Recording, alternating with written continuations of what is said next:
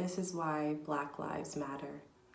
I'm going to tell you a story, maybe two, of my inner self, my inner child self, and the emotions and feelings and why it's so hard for us at this time. Let me take you back to my younger self, just 4 years old, curious about life, and this story starts then. I love spending time with my family. They used to call me happy because I would smile even when I cried. I would run under the table with my cowboy hat that was my mother's, and I would play hide and seek. Making coconut cake on weekends, dancing on my dad's feet all the time with him, and playing board games with my mom on weekends as well. I was always just so curious about life and so happy. I was filled with love, ambition, dreams, and lots of joy. My first day of school came, and as always, my mom told me how beautiful I was, and never, ever to forget it. She always emphasized that. I walked to the school bus, and we waited for the bus. And of course, the bus came. As I was nervous and excited, my mom blew me a kiss as I walked to the bus and said, "I love you to the moon and back." I opened my hands as a sign to hold that kiss and catch it and send her one back as well and said, "I love you too." I waved back and blew her a kiss and smiled and took 3 steps onto the bus. Yet did I know this was why my mom told me that I was beautiful all the time. I had 3 puffs those days, almost like ponytails, but they have little afros at the end. I had these cool sneakers that I cried for my mom to buy for me that lit up whenever you walked, a nice pink skirt, and a white top that had a collar on it. I felt great, clean, and just had my hair did. As I walked to the bus looking for a seat, I hear the kids whispering as I walk by. Who is she? Why is she like that? Why is her hair like that? Is that the new kid? Oh my God, she's black. I look down at the light of my sneakers as they light up with every step. At that point, that was the only thing that was lighting up in my soul, in my energy, was those sneakers.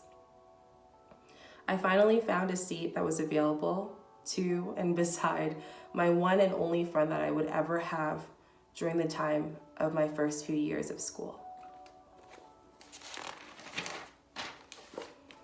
Eventually, the new girl title turned into the black girl, the only black girl in school. I would be asked to sit in the back of the class, yet did I know it was because of my beautiful afro hair was distracting. Getting a timeout because I was too loud, yet I was the quietest in the class. I didn't understand what I did wrong.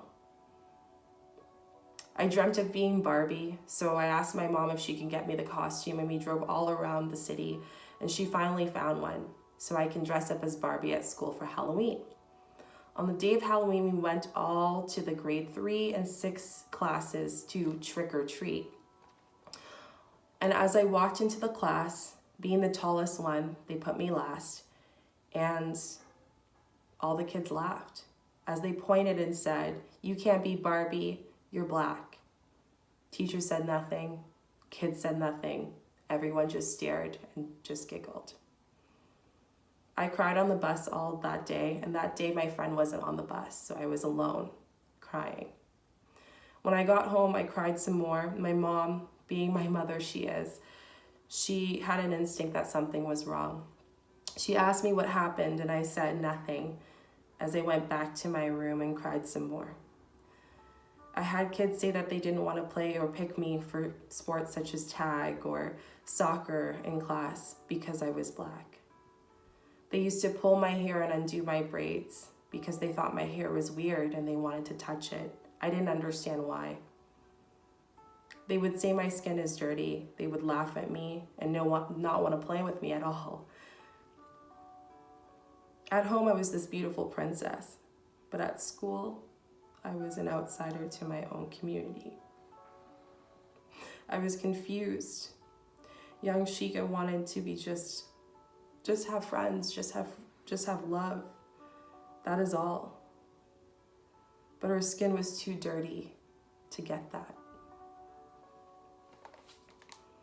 As I relive my emotions, younger Shika is still happy and loved and enjoys singing and playing karaoke and dancing and laughing and playing with that cowboy hat, playing hide and seek around the house, dreaming and wanting to impact the world as much as she can.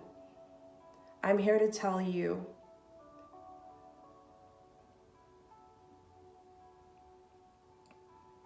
that her voice needs to be heard. I'm here to tell you that she needs to be loved. I'm here to tell you that all those things she experienced was wrong. Now, my question is, will you do the same?